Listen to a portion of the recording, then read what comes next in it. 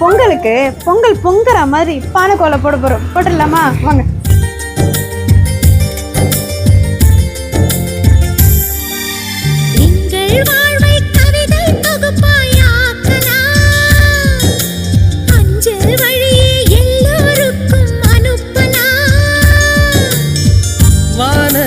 மேகமாய் நாம் சேர்ந்து போகலாம்.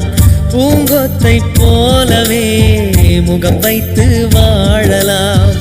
நம் சிரிப்பை படம் பிடித்து வாழ்த்து மடல் வழங்கிடலாம். நூற்றாண்டை தாண்டியும் நம் பெயர் நாளை நிலைத்திடலாமே.